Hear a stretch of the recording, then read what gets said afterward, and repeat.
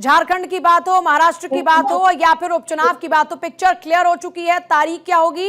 लेकिन झारखंड में 2 चरणों में और महाराष्ट्र में 1 चरण में चुनाव। बिल्कुल, महाराष्ट्र में 1 चरणों में चुनाव, 288 सीट्स हैं।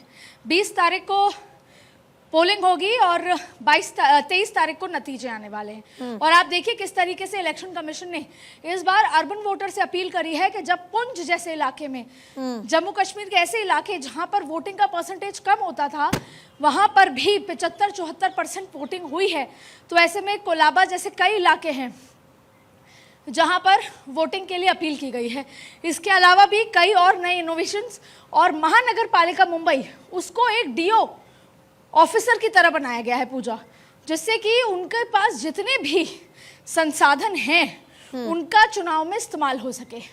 और देखिए हाल ही में लॉ एंड ऑर्डर, जिसमें अगर हम बात करें बाबा सिद्दीकी को लेकर तमाम तरीके की जो दहशत वहाँ पर फैली हुई है, ऐसी स्थिति में चुनाव और चुनाव के बीच में किसी भी तरह का कोई हाथों-हाथ ना होना, उसको लेकर इलेक्शन कमीशन ने, चाहे फिर वो ज़मीन पर फोर्सेस की बात हो, सारे तैनात करने को लेकर जिक्र हो, इन तमाम चीज़ों को लेकर सभी इंतज़ाम किए हुए हैं। अब देखिए सबसे महत्वपूर्ण मुद्दा ये है कि झारखंड भी, जिसको इलेक्शन कमीशन ने कहा कि बहुत समृद्ध राज्य है, और तमाम तरीके की बात करने के बाद उन्होंने ये कहा कि 2 फेज़ में होगा। जाहिर तौर पे झारखंड में सिक्योरिटी के कई तमाम तरीके की चीज़ें हैं, उसको लेकर 2 फेज़ में यानी 13 और 20 को वोटिंग होगी और उसके बाद 23 तारीख को नतीजे आएंगे। इसके साथ साथ उत्तर प्रदेश की 10 सीटें, वायनाड, कई जगह उपचुनाव जो होने हैं वहाँ की भी बड़ी संख्या में सीटों का अनाउंसमेंट किया गया है। यानी आप देखिए हरियाणा और झारखंड के चुनाव अभी खत्म हुए हैं, नतीजे आए हैं, अभी तक शपथ ग्रहण नहीं हुआ, लेकिन महाराष्ट्र, झारखंड, उत्तर प्रदेश की कई सीटें और वायनाड, इन तमाम सीटों पर अब कोड ऑफ कंडक्ट लग चुका है। जहां एक तरफ भारतीय जनता पार्टी की तैयारियां, जहां दूसरी तरफ कांग्रेस अपनी तैयारियां, कांग्रेस ने आज झारखंड और महाराष्ट्र में सीनियर ऑब्जर्वर से लेकर तमाम जो बड़े नेता हैं उनको नियुक्त किया है, जिससे कि तैयारियों का वो जो इम्पैक्ट हो। बिल्कुल, यूपी की 9 विधानसभा सीटों पर चुनाव होना है। इसके साथ साथ वायनाड, कुल मिला के वो जिस तरह से उपचुनाव की जो सीटें हैं उसका भी नाम अनाउंस किया गया है।